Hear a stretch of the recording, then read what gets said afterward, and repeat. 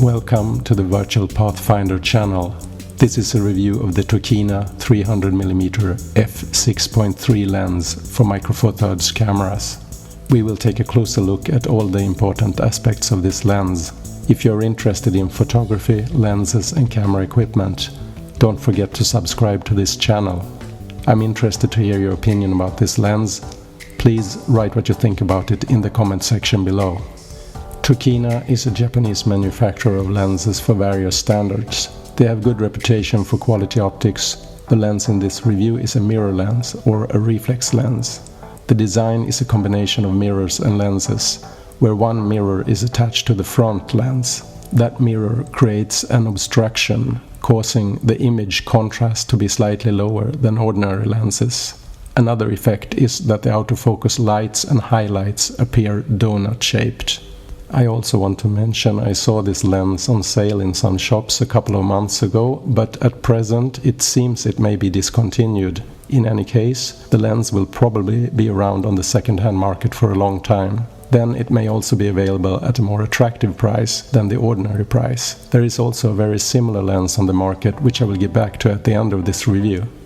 The lens in this review is a manual lens with fixed aperture f6.3. The focal length is 300mm, which is equivalent to 600mm focal length for a full-frame camera. That makes it a super telephoto lens. It can be used for wildlife as well as macro and astrophotography. Fast shutter speed is necessary to avoid blurring from shake. By setting the ISO value, for instance 3200, it can be used daytime or twilight. Despite the long focal length, this lens is very compact and lightweight. First, I will look at the physical aspects of this lens, then the specified optics and functionality, before moving on to various aspects of image quality. Finally, I will present my conclusions about the lens, with some comments about how to use it and what kind of photography it's good for. But first, let's have a look at some sample images.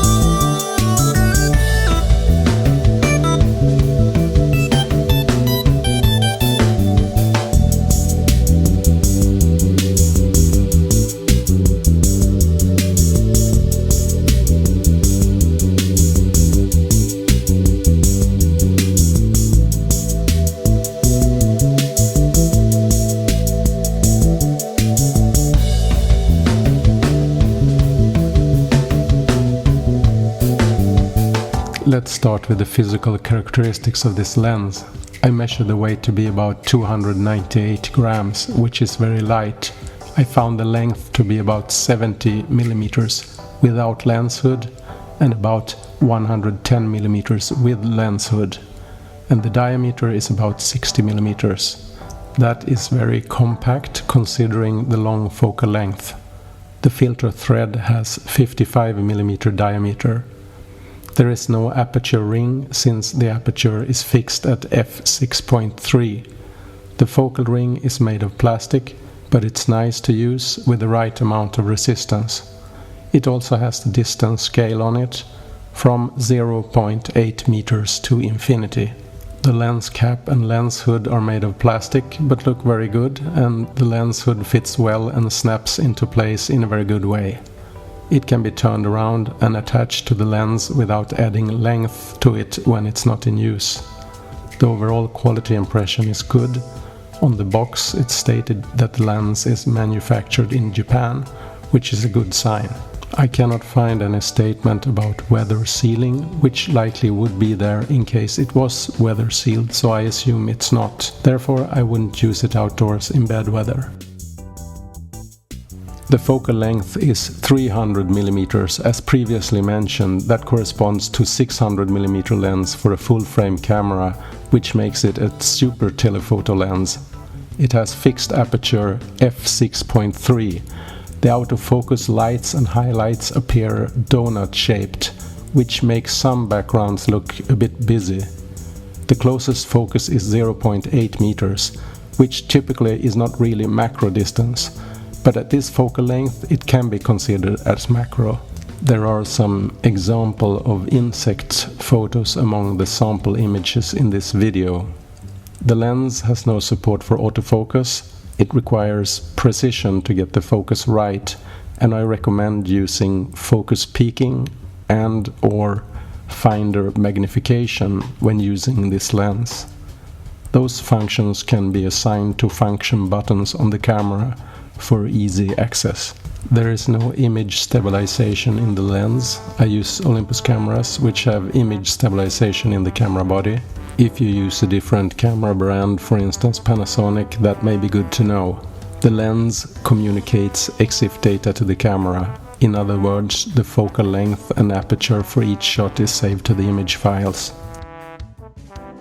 I have shot a photo of a test pattern to check if there's vignetting or distortion in the image.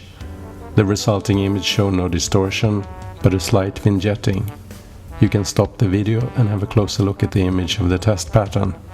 Vignetting can be corrected in post-processing.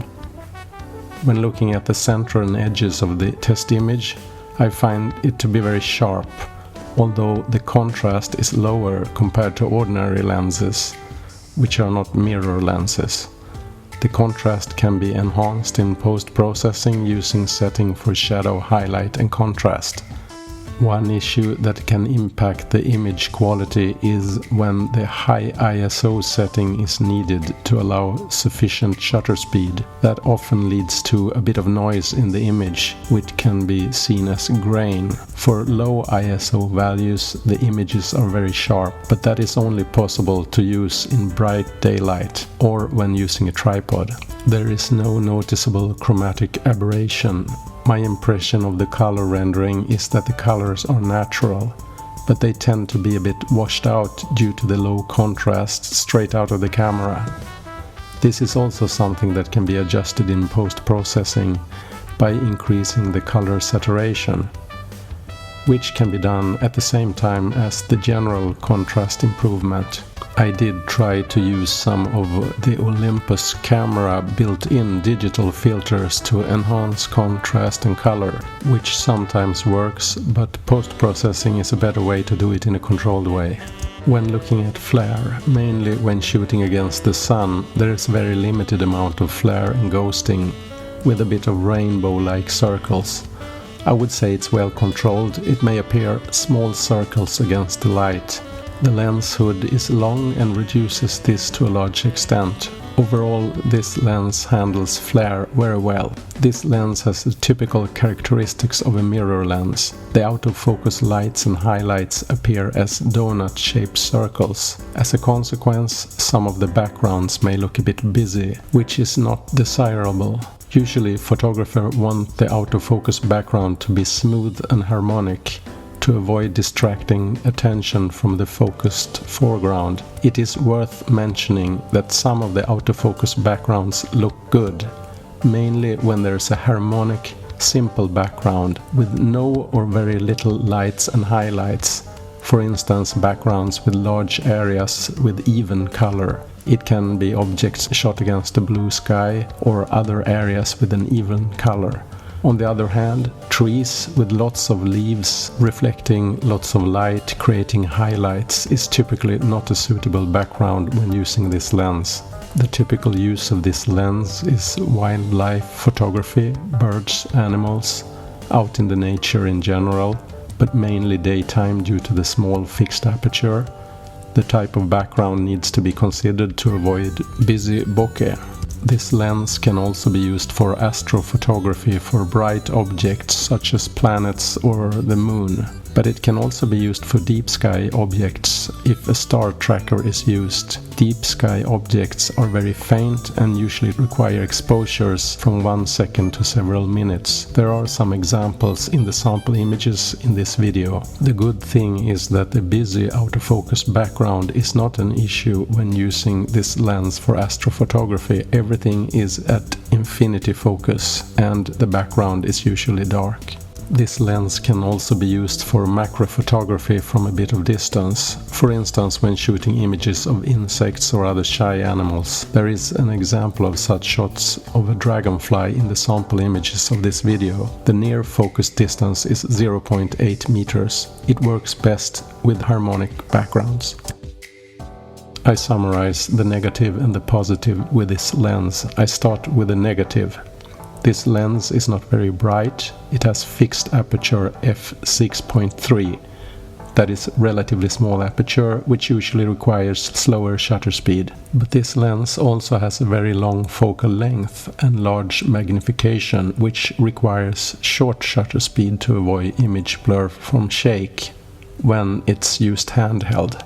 The solution is to use a bit higher ISO value, but depending on how high ISO setting is used, there may be some noise in the image. The autofocus blur when using this lens may sometimes be a bit busy, drawing attention away from the object in focus in the foreground. The next issue is also typical for mirror lenses, which is the low contrast. This can to a large extent be corrected for in post-processing, but images seldom look impressive straight out of the camera. The lens does not support autofocus, it does not have image stabilization, and the lens is not weather sealed.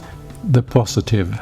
This is a very compact, lightweight lens, considering the long focal length. This lens corresponds to a 600mm lens for a full-frame camera. Those lenses are usually huge. Sometimes they even have a special handle for carrying them, like suitcases. This lens looks like a standard lens in size and weight, which makes it very interesting for some areas of photography where portability is important. The focal length is about the same as some telescopes. It is also a very sharp lens, with no visible distortion or chromatic aberration. The flare is well controlled. Low contrast in the images is an issue, which can be improved in post-processing using the settings for highlights, contrast and color saturation. The advantage of this lens is the long reach, which is useful for certain types of photography. The lens itself has a nice quality feel, and it says made in Japan, which usually means good quality control. This lens can be used for certain specialized areas of photography, but it's not useful for any action photography since it's a manual lens and it's not very bright. It can be used for wildlife photography, macro and astrophotography. The price-performance ratio. As mentioned earlier, I haven't seen this lens in shops for several months now, and I suspect it may be discontinued. It will probably be around on the second-hand market for years to come in any case. I want to mention that the price for a new lens was about $400, which I think is a bit expensive for what it is, taking into consideration the limited areas of use the typical mirror lens characteristics, which is low contrast in the images. When I bought it a couple of years ago, it was on sale sometimes at about half price, $200. At one of those sales I ordered one lens, and at that price there was nothing to hesitate about, even if it's not used very often. I would expect the price on the second-hand market to be somewhere around that level. If second-hand feels risky, there are some alternatives to this lens on the market, and one of those lenses has almost the identical specifications as this lens. Here are some lenses available at this focal length. First of all, it's the Olympus 75-300mm f4.8 to 6.7 zoom lens. It cost $400. It weighs 423 grams. It's 116.5mm long. This lens is a zoom, not very bright. It probably has more contrast in the images, and the price is almost the same as the lens in this review. This would be a better choice if the prices were equal, considering the usefulness of the zoom function and better image quality, as well as the support for autofocus and aperture control. Then we have the Panasonic 100-300mm f4.0 to 5.6 zoom lens. It costs $550, weighs 520 grams, and it's 126mm long.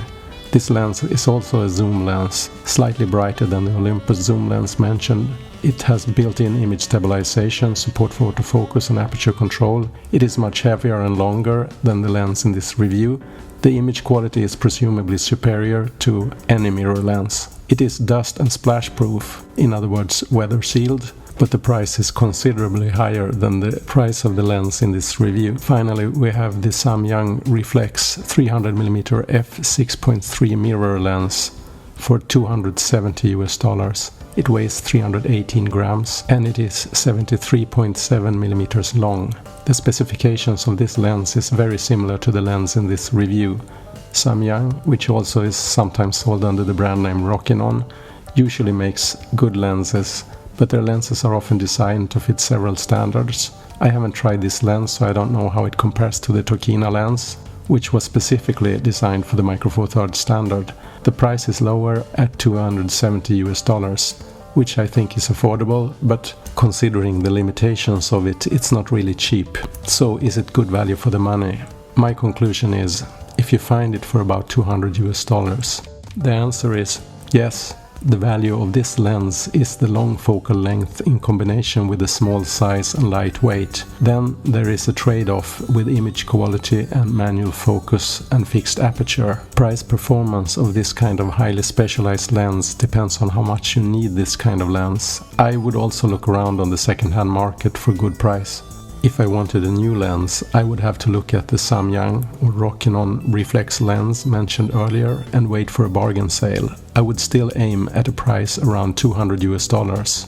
I hope this was useful information for you. If you find this video interesting, please like and subscribe. I will make a review of the Samyang or Rockinon 12mm f2.0 Micro Four Thirds lens soon. I hope you have a nice week and stay safe.